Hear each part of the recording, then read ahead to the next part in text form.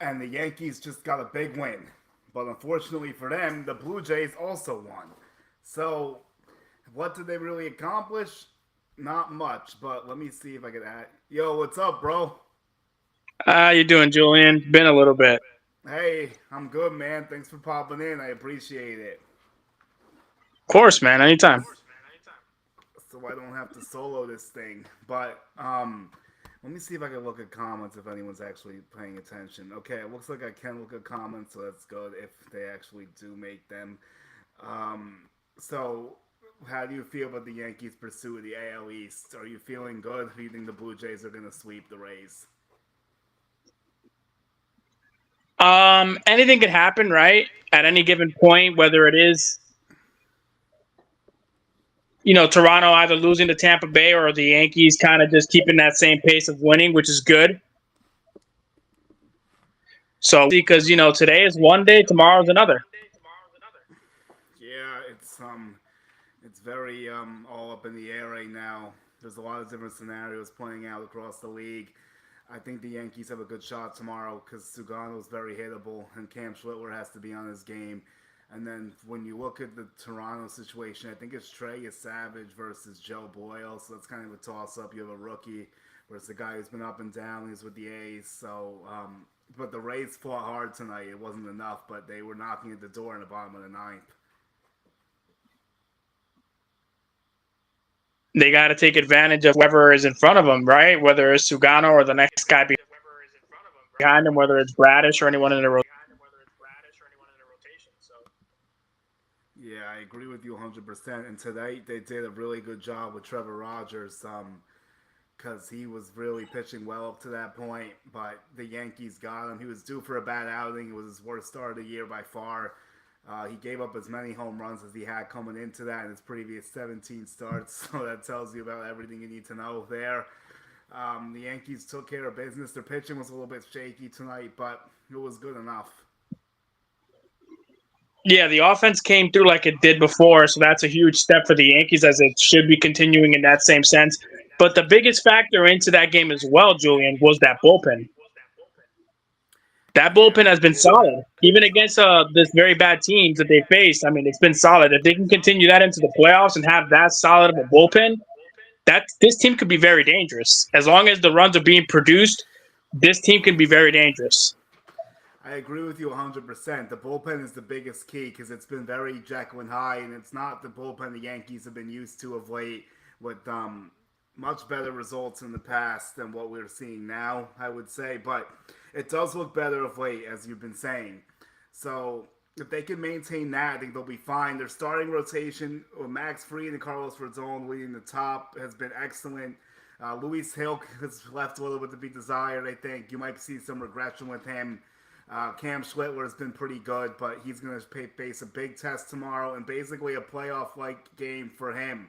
So let's see what happens. And then Will Warren, to me, he pitched decently enough tonight. You definitely want that 0-2 breaking ball back to Westberg that he missed by a mile on. But in the postseason, to me, Will Warren's a long man. He's not going to be in the rotation. Yeah, I definitely could see maybe him in the bullpen as well with Ryan Yarbrough as well. I mean, adding those two guys in the Yeah. bullpen is huge, and replacing Blackburn with Will Warren makes a lot more sense. Having an extra right-hander that you can depend on like him, but also to credit to Blackburn as well. Even though he's not been the best pitcher, and for what he's been for with the Mets, he's been a solid bullpen guy for what I've seen most far. And whenever he's come out, he's done his job and gotten the outs we needed and the wins we needed with him out there, especially when we're up a few points against any team. And obviously, Tim Hill has been fantastic. I mean, Devin has been solid. He's had his moments, and I know that Devin has had his much farther hiccups than he's had his success further on, and the rest of everything else in that bullpen, especially with Bednar as well, another huge, pickup as well that has been doing fantastic, I think has been very solid, very, very solid. And as long as that bullpen holds and keeps the points low and gets the outs that it needs, this again, like I said, it's going to be a very dangerous team as long as the rotation holds as it has been this entire season and the offense sticks through where it should be. And obviously, if Toronto loses a game tomorrow or the next game after that, and the Yankees can take a huge advantage and win the division as well, that's huge. Coming from where we were, let's say a few weeks ago, where we were getting beat up and having to take a few games against some of the better teams in the American League, like the Astros, Toronto, and losing a few to Detroit and then taking one away from them. And then obviously kind of coming back from that road trip and then a few of the games home has been huge. And then coming back in and seeing where the Yankees are now to where we're at now, it's been huge, man. It's been a huge success. And then seeing them get hot at the end and then hold that. Oh no, I think I lost him, but he should be able to come back in. Hopefully, I would say that he made a lot of good points, though. Hopefully, he comes back. That's my guy Ghost on Twitter. He's also on TikTok and maybe IG, but I just want to say he's definitely made some good points. The bullpen execution is key. The offense has been pretty good. I think they're in a better position than they were last year with the offense. So it just comes down to, will they execute in crunch time when it matters? Okay, I think he's back. That's great. All right, welcome back, brother. So I was kind of piggybacking off what you said. I really agree with the majority of it. And I just question the bats in the postseason. Like, will they hit better than last year? I think they could. Will Aaron Judge step up to the plate when he needs to? Because that's all that's left for him to do at this point. I think the pitching is definitely going to be hot and cold. But the offense is going to have to carry its weight because they've had certain situations in the past Octobers where they just have not been good enough. And it's been completely unacceptable. So I think that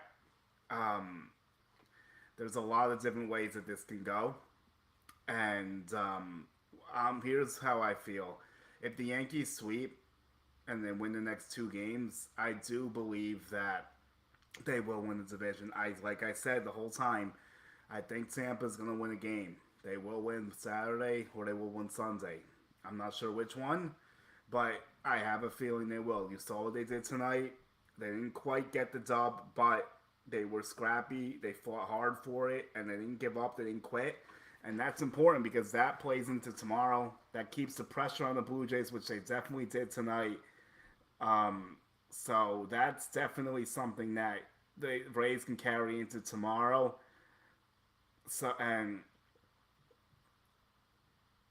we'll see how that progresses. So the thing I loved about tonight was that Aaron Judge was ready for the moment. And I know it's only the regular season, but his home run was the game changer because after that point, Will Warren had just given up a few runs to Westburg. And the Yankees were trailing. There was some doubt creeping in. Was Rogers going to settle in? Was it just a one mistake to Stanton? Was Warren going to implode? He didn't. So Judge hitting that home run kind of settled everyone back in, I feel like.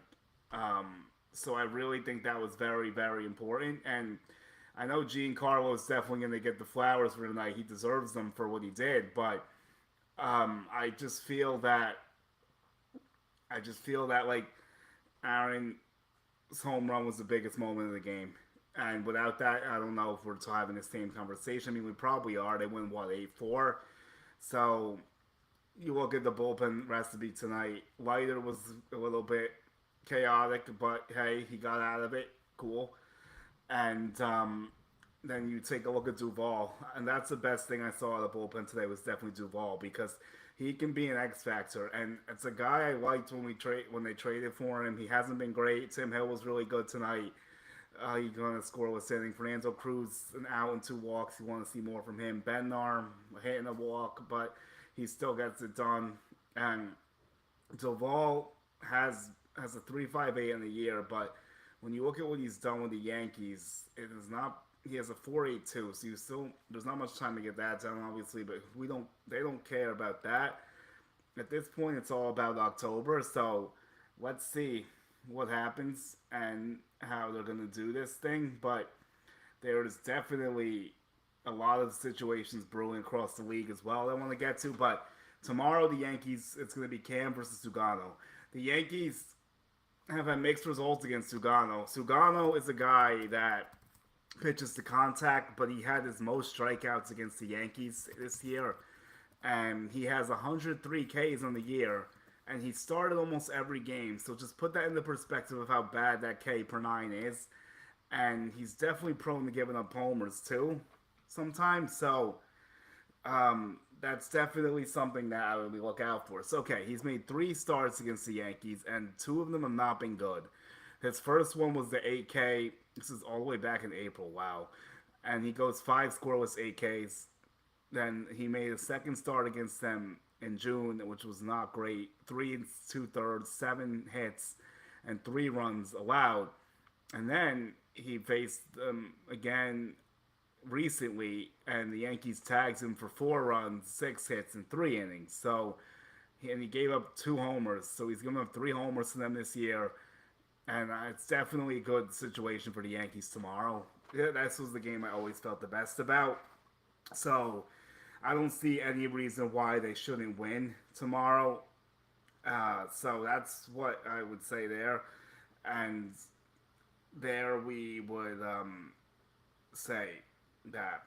So let me check back in with Ghost and see if he wants to come in, because I did want to talk about some scenarios with him, and I was hoping that he would be able to help me run through some of them. I mean, I can do it obviously, but let me text him quick. Yeah, I don't know what's going on with Sue's not letting me stay much. It keeps kicking me out or lagging. Oh shit. Okay. Try again one more time. Okay, so that's what we're dealing with right now. It's like I said, it's 2 to play. Both teams have been playing a little bit better of late. I mean, the Blue Jays they've won 2 in a row, and now the Yankees have won. I think it's 4 in a row. So that's where we're at right now. It actually might be more than that. I just realized. I think it's 5 or 6. Yeah, so the Yankees are playing better than the Jays, but the Jays did get too much between the wins. Okay, let's see. Hopefully you can stay. So here's what I'm going to ask you. If the Yankees lose the division, are you worried about Boston because you have to face Crochet in a 2 out of 3 series? I'm not that worried about it. Like I said, we've had some tough seasons against them, against Boston. So I think my biggest worry, if we do face Crochet again, we have to do much better against them. Because I think the only time we ever got a hit or so was when Judge hit a home run against them. But I think this time around, the offense seems to do now. So I think that this team will do much better against Boston this time coming around. So I think I'm not too worried about it. As long as, either way, if we win the division or we're already in the playoffs regardless of that, but winning the division would be nice. But I think right now as it stands, I think this Yankee team could do a little bit better against the Red Sox this time coming around, for sure. Yes, I definitely think there's some merit to what you said. Crochet had one really bad start against the Yankees, actually. It was at the stadium where he was tagged for 5 runs, but the problem was that Ryan Yarbrough was not up to the task that night, and the Yankees still lost, so that was the only time he pitched poorly against them. And Judge had a big homer against him in the 9th inning. He's been a dog for them. He's been a beast. He's right up there with Skubal for the Cy Young. So I think the Red Sox are like the least desirable matchup in a 2 out of 3 game set, because if you get the Tigers, they're playing so poorly right now that you wouldn't even worry about them, even with Skubal pitching. And Skubal might not even have to get to pitch because he might have to pitch Sunday because the Tigers might be fighting for the playoffs still. So the Red Sox are the worst matchup in a wild card scenario to me. The Guardians would be decent if they could get them, even though they're playing hot, but I don't think that's going to happen. I think it's going to be Red Sox, or the Yankees will end up going to getting a bye for the ALDS. And it's interesting because then you flip it, kind of like it's Blue Jays, Red Sox, Yankees are all in a triangle. Like 2 of the teams are probably going to face off, and the winner is going to play the other team. it's going to be interesting for sure. It's going to be very, very interesting. Yeah, the Red Sox clinch tonight. They walk off the Tigers. The Tigers are in absolute free fall right now. I think they've lost like 12 or 13 or like 12 or 14. It's even hard to track. What they've done with this historic collapse is really eye-opening, and I think the whole organization from top to bottom is going to have to be reevaluated if the Tigers miss the playoffs, which is possible. Because when I last checked before I hopped on here, the Astros were winning 1-0. So if the Astros beat the Angels, which is obviously a strong possibility, they will be tied with the Tigers for the last playoff spot, and they're now up 3-1. They will be tied with the Tigers for the last playoff spot, and then the Tigers have the tiebreaker, but the Astros have a much easier opponent. And the Red Sox, you question how much they're going to try because they already clinched. But they do need to win one more game to assure themselves of the top wild card, so we'll see what they do.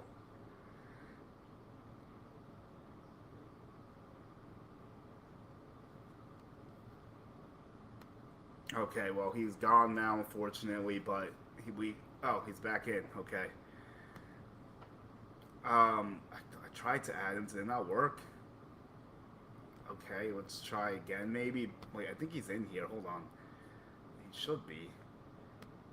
Okay. Yeah, so that's where I'm at right now. And the fact that the Guardians... he's kicking me out. I don't know why. Yeah, I don't know, bro. But the Guardians, what they're doing is also equally as impressive as how bad the Tigers have played. So you have to give them credit as well, because there's two sides to the story here. That is a historic collapse because they were the best team in the American League with the record that they had, and they were beating everybody. And I don't even know, like, to be real honest with you, Julian, that is the most surprising thing that I've ever seen. Especially with a lot of the American League, how it was. We didn't even know who was going to go where and how the division was being played out at that time where we were up a little bit and, we saw, Toronto climbing back up, and then we saw, Detroit beating everybody. And then obviously the Astros were there. And then, of course, Detroit was there. And then, of course, just seeing the Guardians kind of coming up and down. And just seeing, Seattle, another team that's doing great now because they weren't doing that great before. They started climbing up the ladder. And I think they, if I'm not mistaken, they won their division as well. So that's a huge comeback for them. They clinched the top 2 seed, the Mariners. Yeah, so that was incredible. And just seeing where everything is at, I look at it as, who in your eyes right now, Julian, in the American League has the best rotation right now in the playoffs from the American League side, if I had to ask you that? It's got to be the Mariners, but it also depends on Brian Woo's health. Because if he's not healthy, then my answer changes. I think the Mariners have Kirby, Woo, and Gilbert are the best top 3 most likely. Because the Red Sox, they have Crochet and they have Bayo, but after that, it's a big question mark to me. I mean, Giolito's okay. They got this kid early who's looked decent, but you don't know how that's going to go. The Yankee rotation, to me, is a little questionable because you only have 2 very dependable, solid, short things right now. So I don't think Yankees have the best rotation. It can't be Tigers because after Skubal and Mize, you're praying for rain. So I think it's the Mariners. The Blue Jays are also very beat up. Barrios is hurt. Bassett is hurt. Scherzer looking kind of washed. So I think it's definitely the Mariners, especially if Woo. And they say Brian Woo is on track to start at Game 2 of the ALDS right now. That's what they're trying to have him do. Okay. So who do you think has the best rotation in the NL coming into the playoffs now? Okay, we'll talk NL because I do want to get to the Mets because that's another collapse, but not as bad as the Tigers collapse. Sarah Lang's the MLB person. I think you saw the stat. I retweeted it. Every single division had a team that was up 5.5 games, and every team blew it at some point this year. So I think the Dodgers were up 5.5. They ended up blowing it. Yankees were up 7. They ended up blowing it. Tigers were up 15.5. They somehow blow it. Yeah, one of them's not like the others. The Astros were up a little bit. They blew it. The Mets were up on the Phillies. Cubs were up on Milwaukee. It's just been a crazy year. A lot of pendulum swings.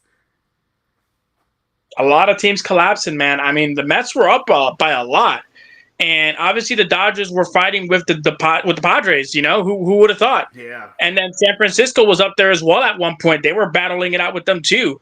And then obviously, Arizona, and then obviously, you saw Philly coming around and turning it around as well. I didn't expect that, but God bless them either way. And then Milwaukee becoming literally the best team in baseball with like a 96 and 62 or 63 record. Yeah, unfortunately, I think we lost him. His thing is lagging, but he makes a lot of salient points here. Now, I think the best rotation in the National League is a boring answer. Actually, you know what? He made me think because you would say Dodgers, right? You know, Otani, Glass, now Snell. That's a really good top three. It is. But what about the Phillies? Even without Zach Wheeler, you look at Jesus Luzardo, he's on fire. Ranger Suarez, stud. Chris Sanchez would be a Cy Young contender almost any year that Paul Skeens wasn't going to have an ERA under two. So the Phillies could have the best rotation maybe. And then I'm forgetting another guy. They're all lefties too. It's crazy. Ranger? Oh no, well Nola, duh. And then they're resurging Walker Buehler, but I guess I'll still say Dodgers because Kershaw looks decent, but Dodgers, Phillies are close. Brewers have Priest or Peralta, and Woodruff got hurt again. It's a terrible blow. Mazeroski's going to the bullpen. Quintana's solid as like a 3 or a 4. And then the Padres rotation doesn't look that great to me. Mike King's still trying to figure it out a little bit. Yu Darvish is kind of over the hill. Dylan Cease has not had the best year. The Cubs rotation, I don't really have to say much. It's really not too impressive. And then the Reds, interestingly enough, they have Hunter Green, obviously, and they might take the Mets spot. So with the Mets, I think it's a failure from top to bottom. And I don't put as much of it on Mendoza as I do David Stearns because David Stearns was basically given the keys to shop at Gucci and Louis Vuitton, and he decided to go to Walmart to get pitching. That's actually really good. I'm going to have to crop that one. But in all seriousness, that's basically what he did. He had a loaded gun, and he didn't shoot it. Or basically, I'm sorry, he shot it once because he did get Soto. He basically had, let's say he had 2 bullets and he only used 1. So I don't understand why. I said the pitching was a problem coming into the year. Did I think it was going to be enough of an issue for them not to make the playoffs? No. But I talked about this at length. Signing Frankie Montas was a disaster. Anyone could have predicted that was going to go terribly wrong. He stinks and he's injury prone. And they gave him $17 million a year to do what? Nothing and stink. And he's hurt again. I mean, that guy can't catch a break and he's not good anymore. Terrible move. Clay Holmes predictably ran out of gas towards the end of the year, and he actually did better than I thought he would. So I'll give some credit to that. But there's no way they could have thought he was going to maintain a whole season after just being a bullpen arm for his whole career. And then Minaya was bad luck with the injury. He regressed. They couldn't have called him for that. I mean, I guess they could have accounted for some regression, but you wonder why they didn't bring back Jose Quintana. He's pitched decently for Milwaukee. Luis Severino has not pitched great for the A's, but I don't know how much the ballpark's playing a factor there. And they just did not address the pitching properly at all. Their bullpen has not been great.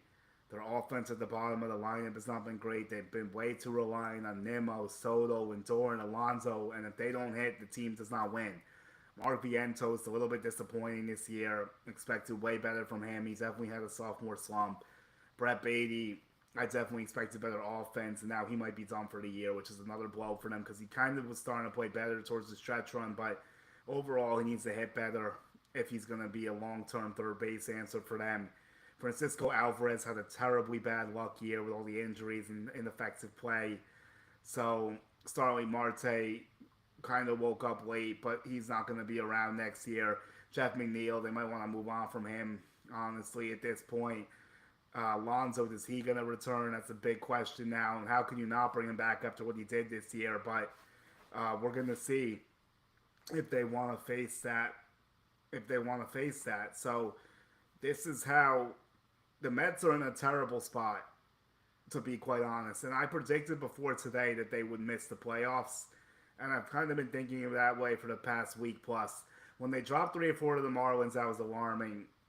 Like, they beat the good teams, but they're losing the bad teams. So the Marlins are not bad. They're okay. They lose 2 or 3 to Washington. Cannot happen. They now have 2 games left. They don't control their fate. The Reds have 2 games left, and they're in the lead now because the tiebreaker. Another series, the Mets blew. If the Mets had beaten the Reds in that series, they might still be going to the playoffs. But no, they didn't. The Mets had so many chances to bury this thing and put it away, and they just did not do it. They kept giving life. They kept giving life, and now the Diamondbacks might only be a game back, and they have the tiebreaker with 2 to play. I think they might win tonight. So the Mets are in an absolute mess, and the Mets are 1 loss away from being eliminated, basically. I think their tragic number is 2 because, yep, that's it. Their tragic number is 2. So if the Reds win and the Mets lose, they're done. All that. After getting Juan Soto, bust. Not him. He was great. He didn't start great, but he finished the year great. He might have a 40-40 season, for Christ's sakes. Who would have thought that? Nobody. But it doesn't matter because nothing else around him was good enough, I guess, especially from the pitching standpoint. And Diaz has a great year out of the pen. He's the favorite to win the NL reliever of the year. But as a whole, the parts did not work. Like, something was just awry. Like, they have to really evaluate that front office, how they're figuring out pitching. Jonah Tong, like I said, I have a lot of love and respect for Tong, but he did struggle in his MLB debut season, no question. He had some good moments, but there was a lot of bad, including the game against the Cubs. Brandon Sproat was rolling today. They take him out early, and then all hell breaks loose. And then I know he was giving them some hard contact, so maybe they felt like it was all going to unravel anyway. That 6-run inning from hell is going to be playing in Met fans' nightmares all off season. Absolute disaster class there. They're just not fundamentally sound, kind of like the Yankees at times, but I just think that it's a complete failure, and someone's going to pay the price for it. Is it Eric Chavez? It could be the hitting coach. Is it Jeremy Hefner, the pitching coach? I don't think that's fair because I think he does a great job, and he does a lot with not a lot. But at the same time, he's partly responsible for their pitching collapsing because he hasn't been able to figure it out. Kodai Senga, what happened to him? He's your big stud from Japan, and he's been injured for the last 2 seasons. So, what is he going to be going forward? He can't even get him back up from AAA. And I saw a situation in Detroit that I didn't say much about, but I kind of knew that Senga was going to get called down because Hefner was talking to him in the translator for 20 minutes.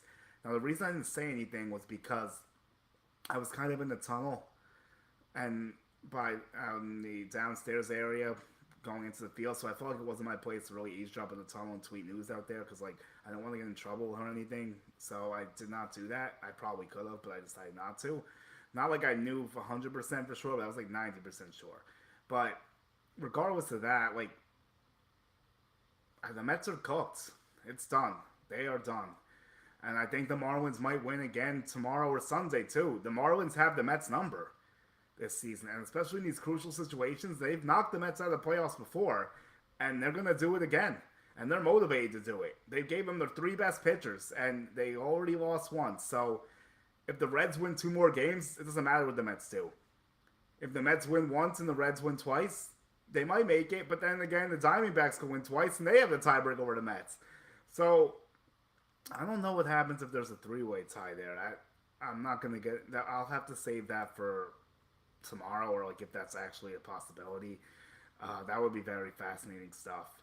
But yeah, in terms of the Yankees to bookend this here, I would just say that, like, I am worried about the Seattle Mariners. I think the Mariners are a legitimate team. I think they could be the best team in the American League.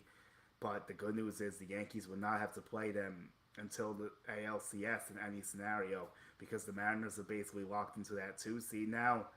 So that's what's going on there. I'm just going to double check to make sure before I go, just to see if that's like fully the situation. I'm pretty sure.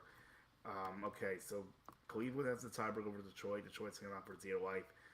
Um, Actually, the Mariners are 2 games behind the Blue Jays, so I'd have to check their head-to-head. I know the Yankees have the head-to-head over the Mariners, so they would be the 1 seed if they won the division, most likely.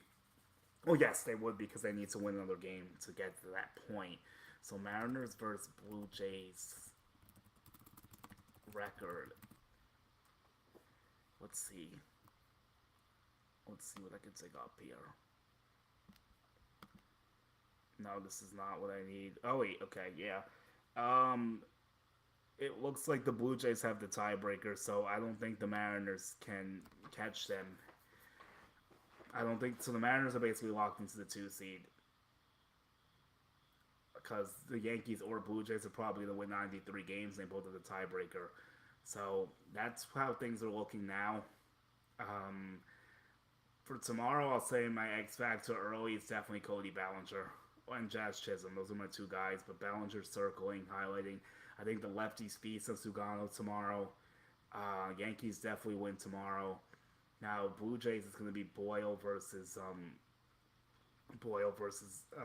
Savage. That can go either way. So I'm not going to say what happens tomorrow in that one, but I will say this: the Blue Jays and the Yankees, it's going to come down to the last day of the season.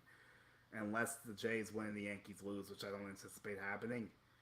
Either way, it's going to come down to the end, most likely. If they both win, if they both lose, and then if the Yankees win and the Blue Jays lose, it still comes down to the end because the Blue Jays could tie them in theory. And I actually think Sunday is the most difficult game. And I said that before the series started because Kyle Bradish is pretty good. Luis Hill is really, really regressing. And his numbers, underlying numbers, do not look good. And that was the same situation with Trevor Rogers to a lesser degree because Rogers has pitched better. Bradish is at 2.25 and 39 Ks, and I know he hasn't pitched that much this year, only 28 innings, so I don't really think there's much data to say if he can regress or not. His FIP is right where it should be, only a little bit higher. If I go to Fangraphs, then I can see if there's anything else, but the problem is there's only 5 starts, and Bradish shut the Yankees down last time. So could they do what they did against Rogers and learn from it? He struck out 9, gave up 1 run in 6 innings the last time out against the Yankees. And he's a better pitcher than Luis Hill right now. He just is. That's a fact. So, I mean, Rogers was also better than Will Warren and the Yankees won. So that's not to say the Yankees can't win. But that might be a day that you only let Hill go 4 or 5. You don't give him a long leash. And then you try to just mix and match it a little bit with Yarbo, Hill, a few, and then to go with your high leverage arms. Hopefully you don't have to use the high guys tomorrow and you get a blowout win and then you save them all for Sunday so guys can go 2 if they need to go 2, because if they win the division they're going to have a ton of off time. Now if they win the wild card, if they get that wild card, well, the only thing is that they will have the home field and the Bronx for that, so that is good news. But with that being said, if they're playing Crochet in Boston and Crochet wins game 1, that's a problem. Because if you win game 1, you basically win 60% of the time, I think. So that's definitely an issue. Oh, someone's in the chat. I should have been answering this. Oh, hey, Chris, what's up, bro? Sorry, I just saw this now. If you're still here, you can pepper me with questions if you want. But I am closing down soon, so let me know if you want to ask anything. I think Weaver's starting to look better, so I'm sure you'll enjoy that. And now he did make Ghostman a good point about Devin Williams. Williams has been better of late. It's tough to feel fully comfortable with him based on how he's been this year, but I feel better with him than I did previously. So I'm going to trust him in October. I know we had the moment with Pete Alonso. I know it's tough to say he's not going to be perfect every game, but he's going to be in a high leverage situation. He's going to be setting up Bednar, so the Yankees are going to have to trust it. There might be times where he closes if Bednar was used too much, although in the postseason you have more off days, so could probably work around that. I'm just like, it's crazy that it's coming down in the last 2 days, and it's such a big difference between the wild card and the division. So like, they should try to use the low guys tomorrow, hopefully, and save every high leverage guy for Sunday so they can all throw He'll only pitch like 4 or 5. Get him out of there early. Bradish, you just want to try to get 2 or 3 off him. Get him out after 6, and they won't let him throw too many pitches because he's been hurt. So that's one piece of good news. I think he threw 91 last time out, so they're not going to let him go to 100 probably, especially with their season being over. Just to knock the Yankees out of the playoffs doesn't make sense to push Bradish to do that and risk hurting him for next year. I doubt it. So maybe he goes 95. He's not going to go around 100. He's not going over 100. So you got to try to be efficient, work some walks. He has walked 10 batters in 28 innings, so he's not perfect by any means from that standpoint. So I think I'm about to end this now unless someone wants to say anything. I want to thank Ghost for popping in. Unfortunately, the connection was shitty. So otherwise, it would have been better. So I want to thank him for popping in for a second, giving me someone to bounce some ideas off. Now, what is my plan for this going forward? I don't exactly know, but we'll see. So, thanks to everyone that's checked in. I'm going to try to start doing this. It's also, I should have probably put some handles on here, but alright, I'll put it. What the hell? I think the main thing from this is what I would want is, yeah, I didn't really do any captions today. Should probably fix the color designs too, but let's see.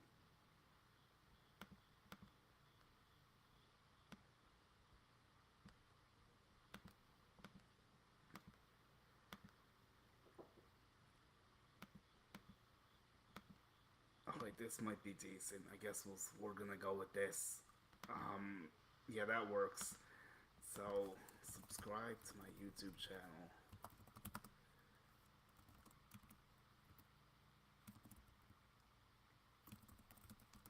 If you search my name, it comes up.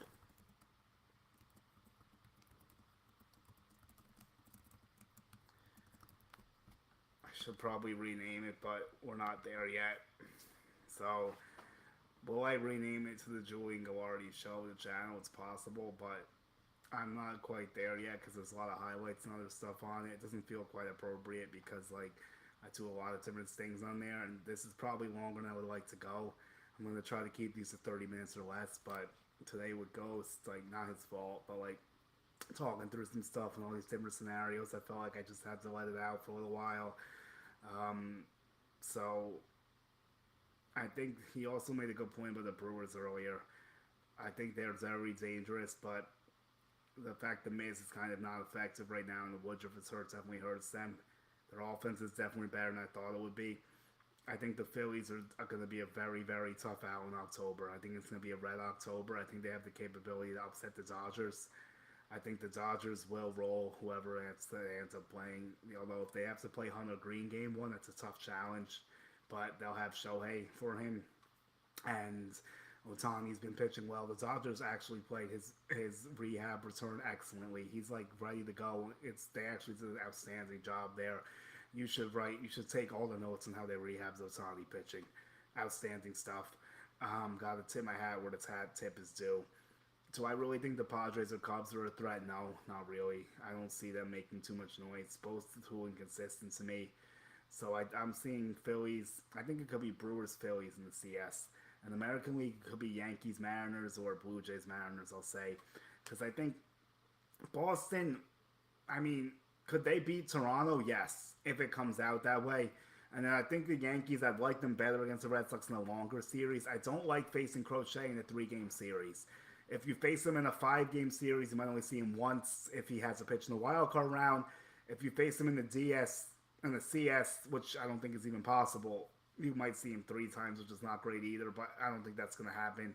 So that's my closing thoughts. Everyone subscribe to my YouTube channel, Julian Guilarte.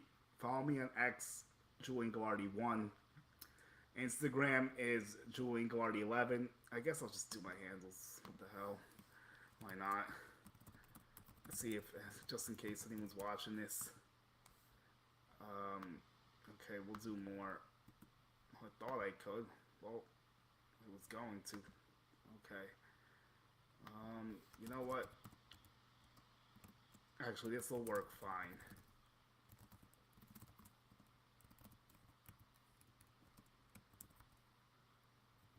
And then TikTok, I think it's just my name, I'm pretty sure. Yes, there we go. That is perfect. That's where you can find me. Facebook too, but like, it's Facebook. So, and then always World Baseball Network and Latino Sports as well. So, thanks everyone. Tomorrow, will I be back tomorrow? Actually, yeah, I think so. I think I'll do this again tomorrow, post game. I think that sounds decent. Sunday was gonna be crazy. I probably should too.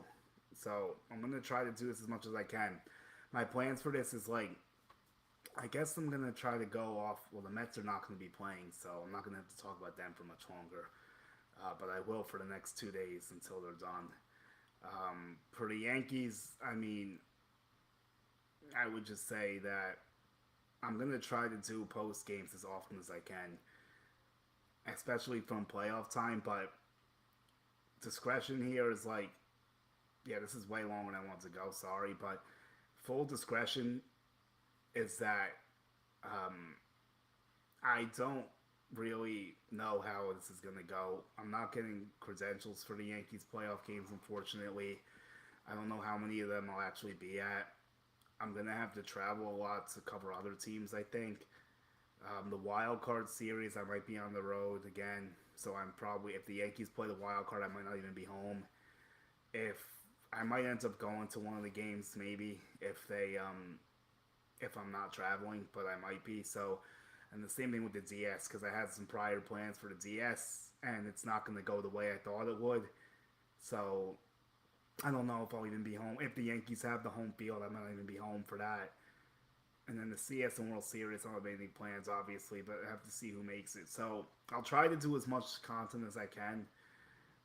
Subscribe to World Baseball Network too on YouTube and everywhere. Oh, same thing with Latino sports. And then my platforms are all there. So, was there any comments? I don't think so, unfortunately. I'm just trying to check. Notes? No, I don't have any notes. Chat?